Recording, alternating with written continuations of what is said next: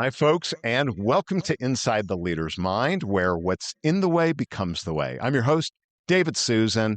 I'm so excited that you are joining me, but even more excited, not more excited, but I am excited to have my guest with me today, Logan Cuvo. He's the CEO of DamTape.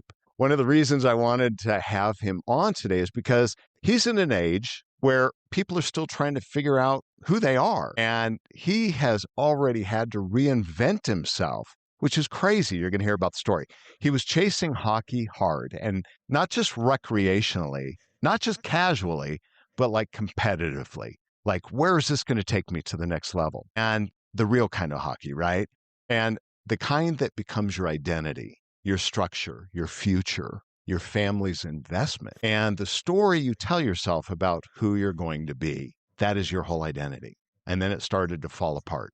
And what I found interesting is what happened next. Not just that he started a company while still in college, because a lot of people start companies, but what interested me was what he learned going through the disappointment, the burnout, the self-doubt, the pressure, and the realization that the future he thought he was building was probably not going to be the future after all. And that's tough for any of us that face those kind of challenges, right? We have this vision. Like I thought I was going to be an engineer until he took a left turn, right? So I think there's really something in that for all of us. And because it's easy to look at someone younger and think, what can I really learn from him? But sometimes people who go through hard transitions early, especially, they learn things about identity, resilience, and mindset that a lot of older, more experienced leaders still wrestle with. So I wanted to get inside Logan's story, not just the business, but really the person. So please welcome to Inside the Leader's Mind, Logan Cuvo. David, what an amazing intro. I've never been introed like that on any podcast, so I thank you. I am so excited. This is going to be so much fun. I'm so glad to have you. So let's just start here. For people listening, they've never heard of DamTape. Let's just start there. What is it? Yeah. Well, DamTape is a hockey/sports tape company committed and focused on providing the highest quality sports tapes to athletes around the world. That's kind of our little tagline that we like to go with. But it started out as an ice hockey company. Like you said, really trying to find myself more than anything, but then created an amazing product that kids and players and families love now to this day.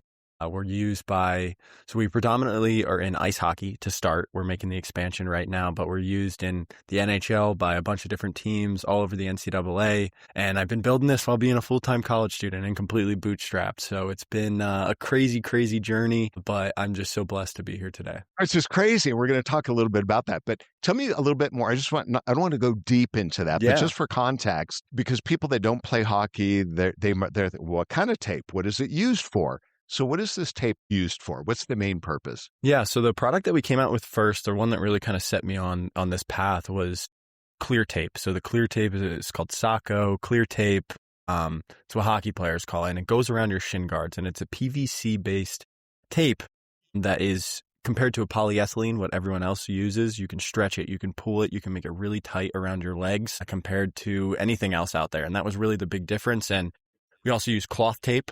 If you've ever seen a hockey player, one of the ritualistic things they do before they get on the ice, they're taping up their hockey stick, the bottom of their stick, and taping up the top. Right. So that's the tape that we came out with. And now moving into everything else, the general athletic and medical tape that goes around the wrist, around the ankle, and providing for athletes that way too. Which is crazy that, I know I had asked you this off air, but I was thinking it's tape. Can't they just go buy any tape? Like, why is there even a gap in the market for this, that they need this, or that, NHL teams and NCAA teams, like what's the gap? What was wrong with what was already out there? Yeah, David, that's just an amazing question. And I'd say, especially even more for athletes, we're such creatures of habit. I still consider myself an athlete, even though I'm a shell of what I used to be. But we're creatures of habit, and they are so used to being dialed in with the same product they've used from 5 years old. And then when they get our product in their hands, they don't even see these problems, like the unseen problem with the tape that they have. And, it's crazy to say, but every team that we've worked with since the start is working with us now on year 3. And it's really just up to those the products. And, it also comes in with the brand and bridging that gap. There's been sports tape brands that have been around for a while. I don't want to put any names out there, but don't really have that, I won't say Gen Z marketing either, that viral marketing that is really touching these athletes on a, more than just a Super Bowl commercial you see once a year. You're in the field with them, you're really talking to them and understanding what they need more than anything. So cool. That is so cool. So I do want to transition a little bit. I don't want to get technical on tape here, but the thing that really interested me more, I mean, it's all interesting, is you just graduated college. Yeah, David. This week? When did you finish finals? So I finished finals. I came back from West Virginia University to Columbus, Ohio on Friday. I took my last final on Friday, came back, and I graduated on the 16th. That's just crazy.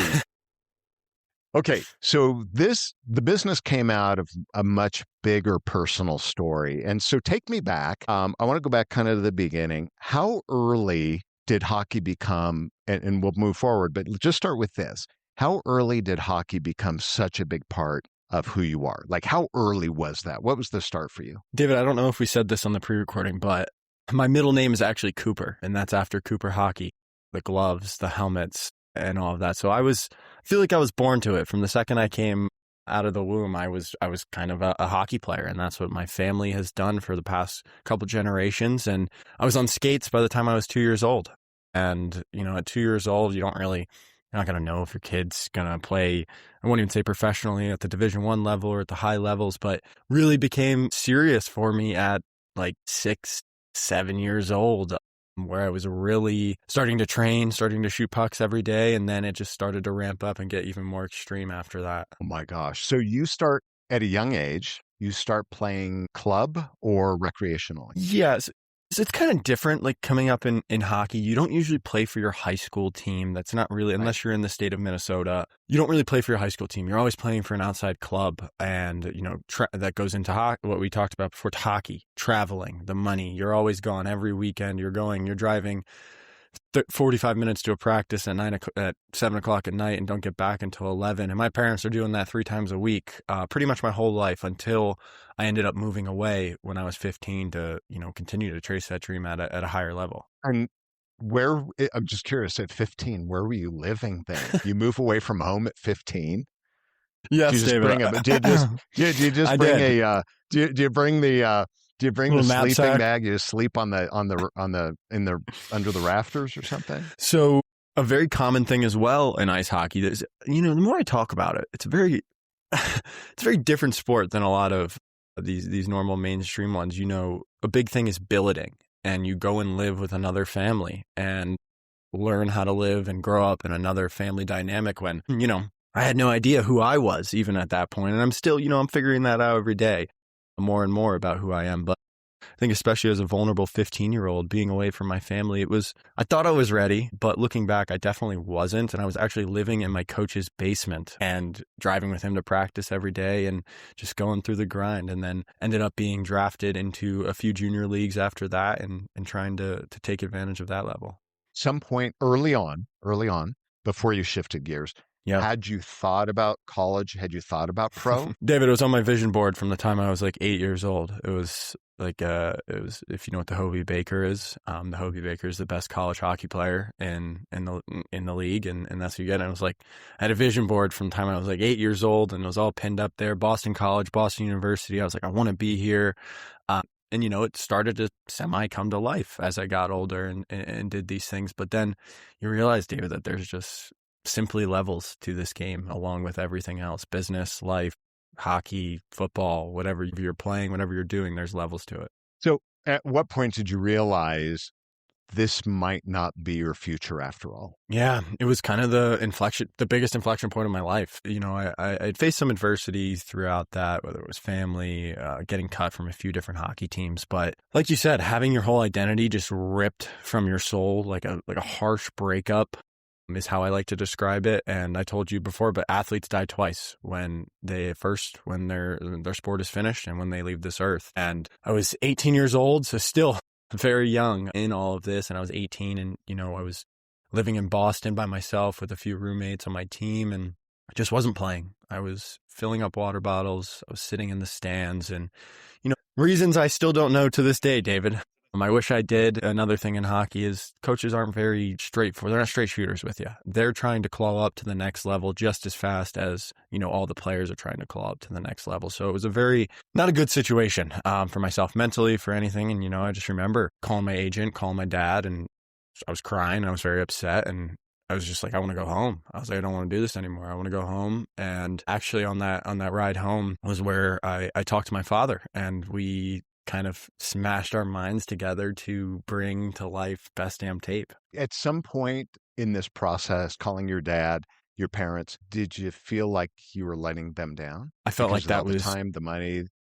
I felt like that was, the immediate reaction was definitely that, like, oh my goodness, I let everyone down. My coaches who believed in me, the scouts who scouted me, I was drafted. I had rights to, a couple teams in different leagues, and, I was just done. So definitely letting down a bunch of different people was like the first thing on my mind. But then, I realized that I have to take care of myself. And, within Best Damn Tape and what I wanted to do after this, at that point, I didn't really know what it was. At that current point when I'm crying and telling them I'm done, I didn't know what it was, but I wanted to do something bigger and better and make my parents happy, make them proud within, still the game that I love. And it feels like I've kind of fulfilled that professional hockey dream with some of the things. So what was your parents, mom and dad's reaction when you said, I'm done, I can't go on anymore? It was very interesting. So I'll tell you here. Mom is always the first person to know. Tell mom before you tell dad. And, it was that. And I had come home, and the idea for Best Damn Tape, in my brain, I was like, this is done. And I had come home and played for the local 18U team here and actually got offered to come back and continue to keep playing. And I'll never forget, we were backpacking across Asia with my family. And my father steps away. He used to smoke these little tiny cigars, and he was smoking a little tiny cigar in the smoking room in Vietnam. And I go in there and I just start crying. I just tried to have a conversation and tell him. My mom was like, this is your chance, go do it. And started crying, and he was like, did you kill somebody? I'm like, no, I didn't do that. And he's like, well, what's wrong? You shouldn't be crying. And then, I told him, and he's like, okay, what are you going to do with all the free time? That was the first response that he gave to me with that. And, obviously I've taken a lot of my free time and put it towards Best Damn Tape. And did you know how soon after that conversation before you knew you were going to go in the direction of tape? I'm just curious. I think it was kind of months, weeks, days. I think it was kind of automatic, David. Like that trip also to Asia really changed my life. I say it all the time. I did a lot of reflecting when I was over there, spending a lot of time, not necessarily alone, but with the people that I loved. And it was at a very raw point of my life. And I came back and I was like, I'm going full in on this, and kind of never looked back. Ended up going to school and starting to build it in my little 12 by 12 by 12 dorm room. That's hilarious. That's absolutely amazing. Now, I know when we spoke before, you'd made a comment to me and you said a lot of the difference at the highest levels in sports is mental. And what did hockey teach you about confidence, the mental side of confidence? David, I think it's, not only hockey, but I think just sports and competitiveness. In sports that you're being competitive in, whether that's chess, whether it's dancing, whether it's football, hockey. I think the athlete mindset just gives you that extra edge, especially if you're an elite athlete. And I don't say that disrespectfully to anyone else.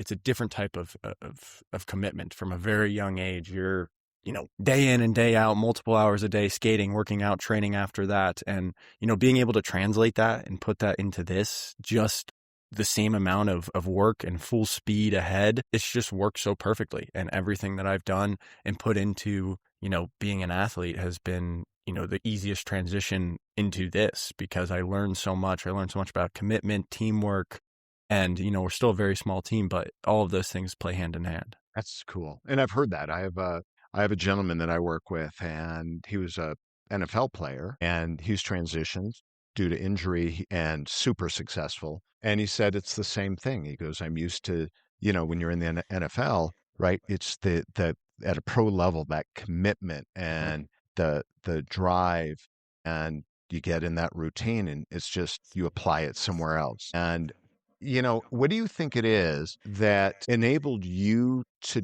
do that and not let your life, your identity fall apart?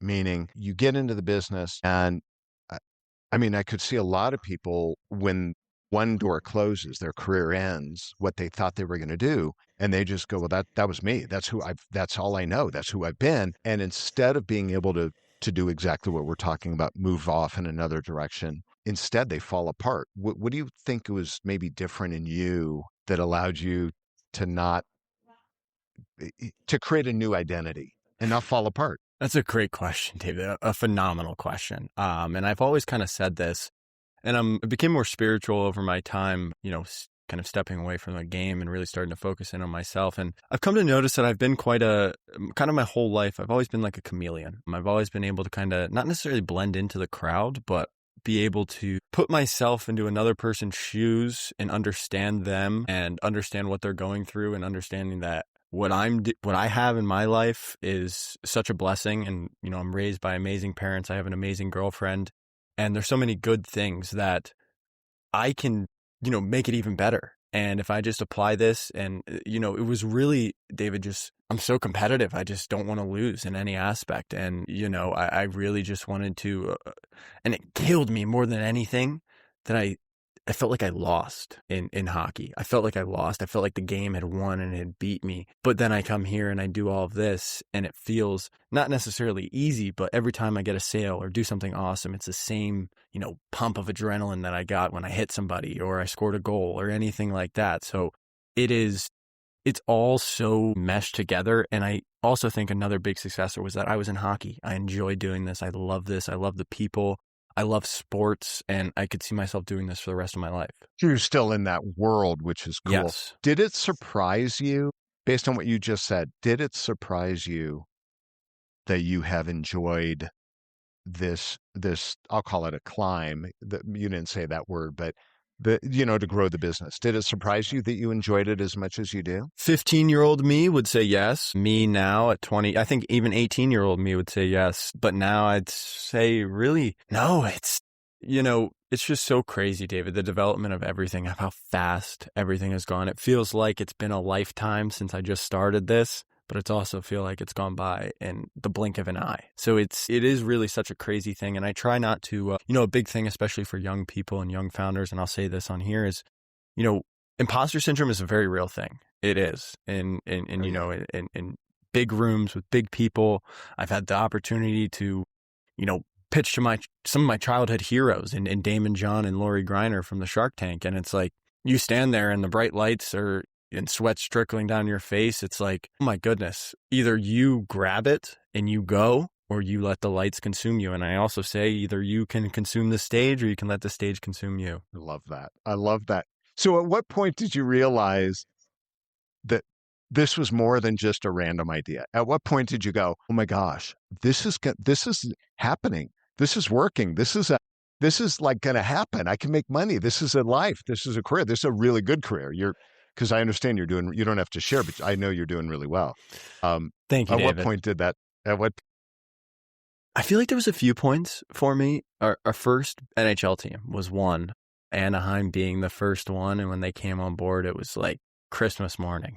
I got the text and said, send a pallet over. And I said, oh my goodness, this is amazing. And, just another really surreal moment. I think, that step to that next level of like, okay, now it's full-time CEO, no longer even a side hustle project in college was, Walmart. Getting the golden ticket at Walmart was, I called my parents after it happened. And I was like, listen, before that I was taking internships for my first 2 years of college and didn't know if I was going to take it as a side hustle and have a full-time role. And then after Walmart kind of came into effect, along with some other amazing retailers, I called them, and I was of course happy and celebrating, but I was like, this is the time. I'm like, there's no other time than now. I'm like, I have to do this. I'm like, the universe is telling me that I have to do this like right now. And they were like, okay, do it. And then they've been amazing business partners to me, but those are two great moments for me. That's so cool. Now, the very beginning, was it all, what's the term? Roses, tulips. I don't know what the phrase is. Was it all, I don't know. Absolutely. Or was it scrappy? Not. Oh, absolutely not. It was extremely scrappy, and we're still scrappy today. always trying to claw ahead, and we're going against 500-pound gorillas in our industry, and the sport, as much as it's companies that people don't really know about, but they're huge companies, been around longer than I've been alive. So it's definitely an uphill battle against most of them, and we're getting scrappy every single day. And I think in the beginning stages, with bootstrapping, especially from only a $9,000 investment to buy my first batch of inventory and invest everything back into marketing and growing the business and growing the infrastructure, there were definitely some days, and there's still some days that it's like, my goodness, the stress is weighing on me like the weight of 100 elephants. But I really, the teams that use it, the kids that love the product and the brand are the people that really keep me going in all this. And of course, creating a beautiful life for my. That's cool, especially at a young age. Now, you got to tell me, you were sharing with me, you were, because you graduated, in an entrepreneurship program, correct? Yes. And then you said something that I was thinking about this. I was telling my wife about this. You said something like, it's weird when they're in class, they're studying me. Did I hear you? You did, David. I have nothing but the utmost respect for my university and my peers at the university. I mean, they've changed my life. And I said it in my most recent LinkedIn posts. I was like, West Virginia University has completely changed my life.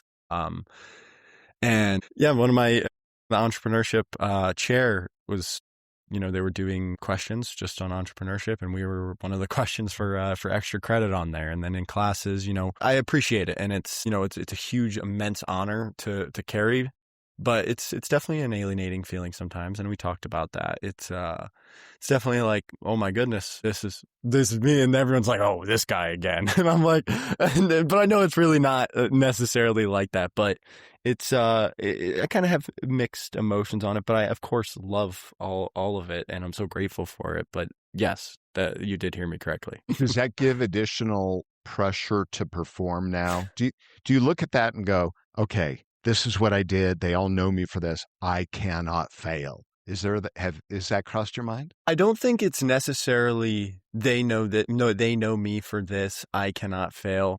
I think by any means it's I cannot fail. That is just the thing that I have ingrained into my brain. I have it mentally branded into there is I will not fail. I cannot fail is kind of the big thing. But yes, I do think there's external pressures, especially, you have a whole, I'm grateful you have a whole state kind of believing in me, and I wouldn't be able to do it without them. And it's definitely something, but I use it as more fuel to this. They just want to see me do better. And if I needed anything at all, if I needed a financial advisor, if I needed someone to talk to, if I needed a Chipotle burrito, they would be able to, help me out with that. And I think that's the biggest thing is being able to do something good for the people who would stick their neck out for me if I needed it. That's so cool to have that support system. Yeah. What have you learned at your age? And I hate saying at your age, but seriously, it's crazy. What have you learned at your age that you think a lot of older people still miss, especially in leadership? Another amazing question, David. I think I try to reflect on my times back as a hockey player. I was surrounded by, that leadership figure at all times with your head coach and your assistant coaches. Kind of the culture in hockey is very much like the military. They're screaming at you. They're drilling you to the ground, and, they're really trying to get through to you in that way by being super, super hard on you no matter what. And it's kind of everyone in hockey. That's really a big thing there. I've kind of taken the exact opposite approach to that. And I know that a lot of, even, of course, there's times where I have to do what I have to do and get upset, or I try not to get upset. I try to literally stay, and my family says it to me all the time. They're like, I don't know how you do it. And it's like, you just don't have any type of emotion other than pretty happy all the time. And I'm like, it's just, I try to separate it. And that's been something, what I'm getting to is I've been able to separate my ego from a lot of my decisions and a lot of my actions. And that's in hockey, it's every 0.5 seconds, you're making a decision, hitting a person, shooting the puck, and it's all ego based. And I think the biggest thing with me is being able to separate my ego. And I'm not perfect at it. Nobody is, but I'd say everyone across the world, no matter what your age is just take a step back, separate your ego from yourself and your decisions and what you're thinking at that moment, and then be able to make a clear-headed decision. And you're like an old soul. This is a crux. This is a basis of a lot of the work I do, where I look at why people they know what to do, but they don't do it, right? Either leadership or whatever it is. And so many times what holds them back from change is ego and their identity. And it's that fear of, I have to let go. I have to be different. So that's like an old soul to be able to say what you just said at your, I mean, it's remarkable. So that's really cool. Thank you, David. That's really cool. So if someone's listening now, Logan, that is maybe in that weird in-between season in their life right now, which you were in a few years ago, where one chapter's ending and they don't know what's next, what would you say to them? I say it to everyone all the time, and the people that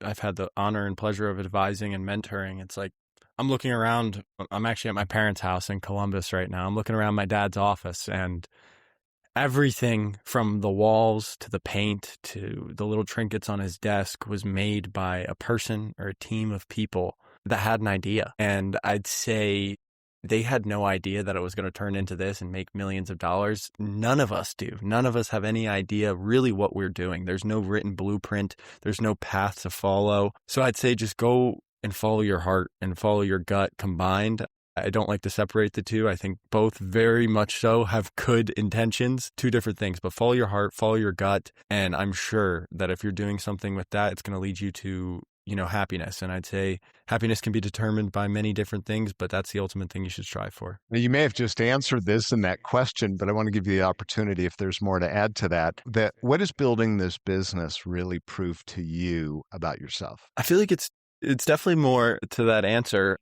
I'd say, more about myself than anything. It's like I do put a lot of external and internal pressure on myself. And I have since a very young age. Always, I just felt like there was just the weight of the world. Always. It's something happens.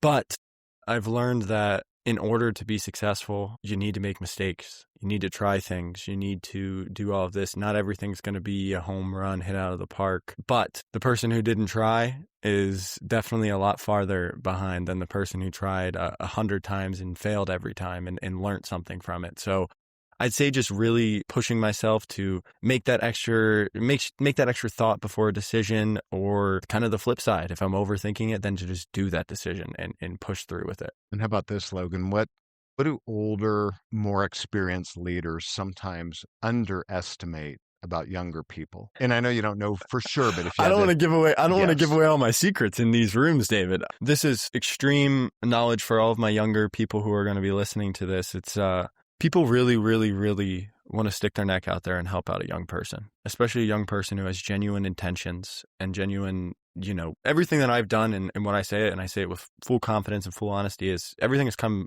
genuinely in the decisions and the words that I've made throughout my time in the company. And if you can really get in those rooms and develop a presence beyond just being, okay, this young kid has developed a brand. If you can get in these rooms and develop trust and a friendship, I'm going to key in on the word friendship, because people across the world want to work with people that they like. And if they don't like you, it's probably not going to be the nicest thing. You may be able to do business because they have to, or they could go to another supplier, especially in my industry. They could just go to someone else.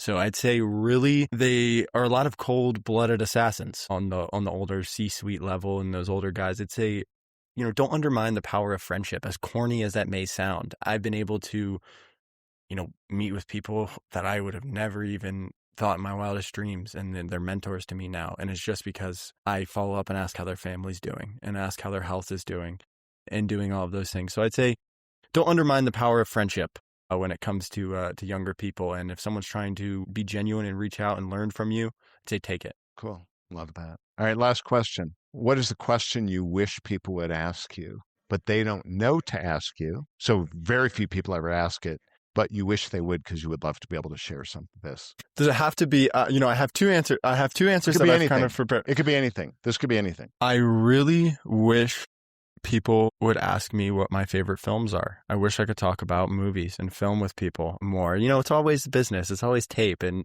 it's always, CPG and e-commerce and website. And, I just wish someone would ask me, what are your 3 favorite movies? And I would be able to list them off and then probably have a 20-minute conversation after. Okay, number 1, what is it? Now you got to tell me. Interstellar, Christopher Nolan, movie. Amazing movie. You got to movie. watch that thing like 5 times, but it's amazing. Okay, Interstellar. Goodfellas is my number Good. 2. And then my number 3 is actually The Social Network. That's cool. Yes. That is cool. Interesting. Wow, those are really diverse. I thought Yes. you were going to stick to the, Interstellar and then the Martian, kind of sci-fi. That's crazy. What a mix. That's really cool. I love That's film. cool. I love film, Well, David. That is so cool. We'll talk more on offline. But if someone wants to learn more, they want to get in touch, they want to learn about you, they want to learn about tape, maybe they need help building, learning a bit, whatever it is, what is the best way for them to learn more, get in touch, etc.? Yes, please feel free to email me, Logan at bestdamtape.com. DAM for damn, no N on the damn. Also, website, bestdamtape.com. Same thing there. And then all of our social medias, you can find us at bestdamtape. I love it. Well, Logan, I have loved having you. From first time I met you, I love entrepreneurs, the maturity that you have, the growth of your business, the adversity that you're going down one direction and that's your life, and then you have to shift gears and to do what you've done is really remarkable. And I admire you, and I want to thank you for being with me today. This was an absolute pleasure, David. I've enjoyed our conversations as well. I can't wait to stay in touch, and thank you again. Absolutely. Well, folks, thank you for listening. Subscribe, please share. And for Inside the Leader's Mind, I'm David Suson, and we'll see you next time. Take care.